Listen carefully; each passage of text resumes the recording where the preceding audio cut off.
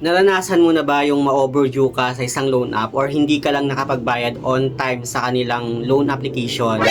Grabe na yung mga pangharas nila sa'yo through text, emails, tapos dumating pa sa point na tinatawagan na nila yung mga contact reference mo, tapos tinatakot ka na ipopost ka sa Facebook. Well, ginagawa talaga nila na nagpo-post sila sa Facebook at ipapalabas doon na isa ka daw scammer. Actually, hindi lang sa Facebook guys kundi pati na rin sa mga buy and sell na group dyan sa lugar nyo. Kaya sa video natin ngayon, pag-uusapan natin kung ano ba yung dapat nating gawin para makaiwas tayo sa pangaharas ng mga Ola agent. Kaya naman kung interesado ka, keep on watching.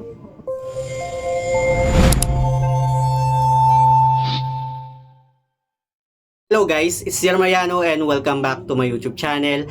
At kung hindi ka pa nakapag-subscribe sa aking channel, please subscribe dahil palagi ako nag-share ng mga experience ko at nag-review ng mga Ola or online lending platform kung legit ba o hindi dito sa ating channel.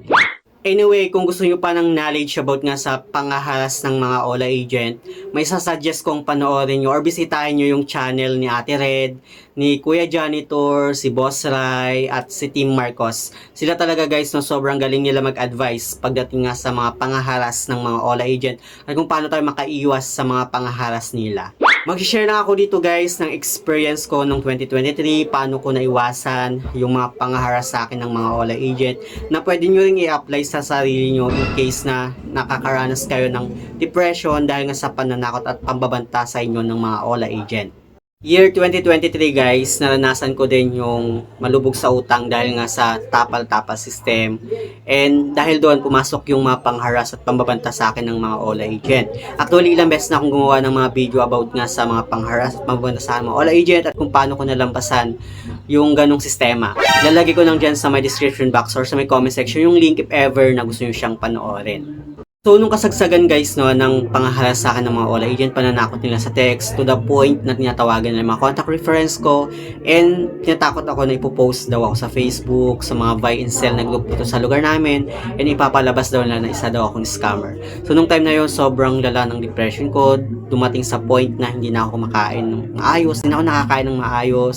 Ayokong lumabas ng bahay, lalo sa mga public places like palengke. Kasi pag nandun ako, parang feeling ko talaga pinagtitinginan ako ng mga tao or pag once na tumitingin sila sa akin, yung nagiging mindset ko talaga na hala ito na yata yung pinost sa Facebook na scammer, ganun yung iniisip ko nung time na yun. So takot ako nung time na yun. Kaya ang ginagawa ko, na-hide ko talaga yung identity ko, face mask ako. Kaya nung 2023, bibihira na lang talaga akong lumabas ng bahay. Mostly nagkukulong lang ako sa kwarto, iyak nung time na yon.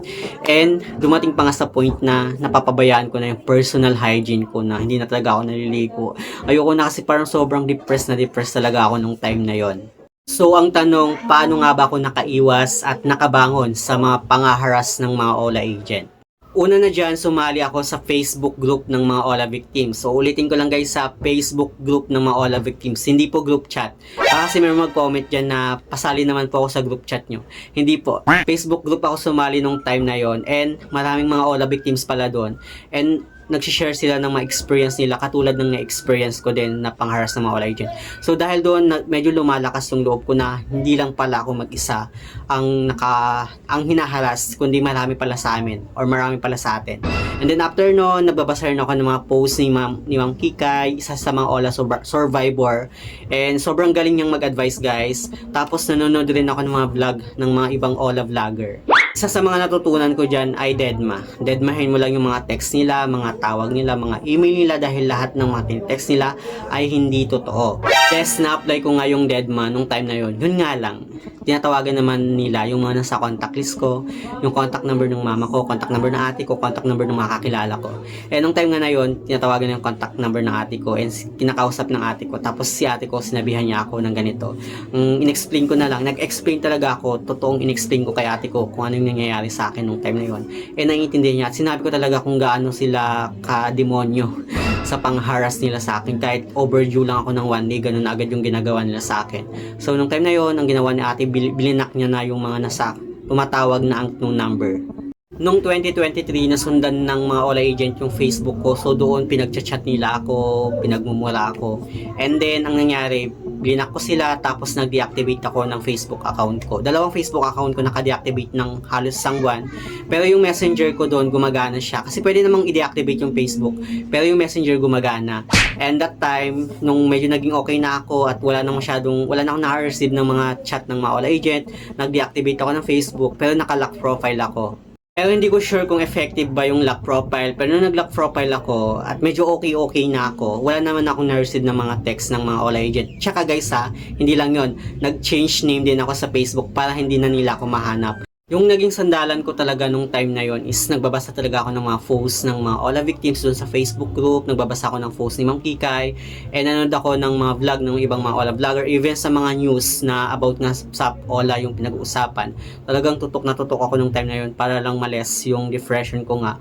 Baka meron naman mag-comment dyan na utang kasi ng utang, hindi naman pala kayang bayaran. Well, good payer ako before bago ako nalubog sa tapal-tapal system. Actually, dumating din sa point na nakakahiutang na ako sa mga kakilala ng kakilala ko para ma-invite dun sa ibang OLA. Naisangla ko yung cellphone ko nung time na yon, makabayad sa OLA, nalubog yung negosyo ko, makabayad lang sa ibang OLA. Pero hindi talaga sapat kasi sobrang laki talaga ng mga interest nila. Tapos 7 days repayment lang.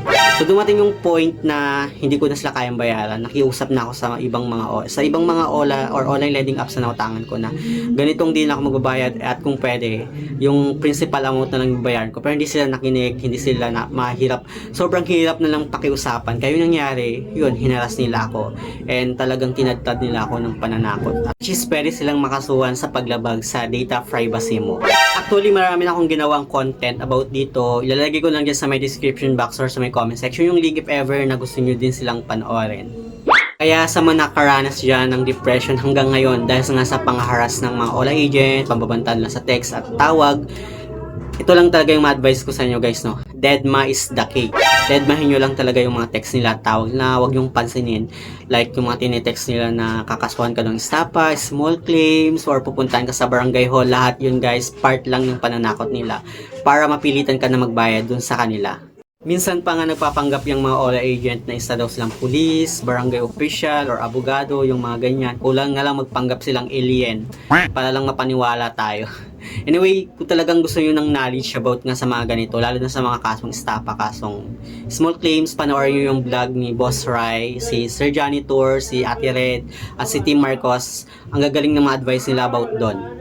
Ang magiging problema lang talaga sa atin kapag once na hindi kayo nakabayad dun sa OLA or yung OLA na hindi nyo nabayaran is legit siya, nagre-report sa CIC at sa SEC, magkakaroon tayo ng problem in the future, like masisira yung ating credibility. Hindi tayo makapag-apply ng mga loans, lalo na sa mga bank.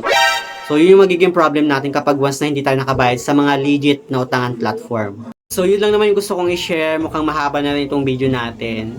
Pero marami naman akong nagawang video about nga dito. So if ever na gusto nyo talagang panoorin, andyan lang sa my description box or sa my comment section yung link para madiretso kayo dun sa video na ginawa ko about nga sa mga ganitong topic.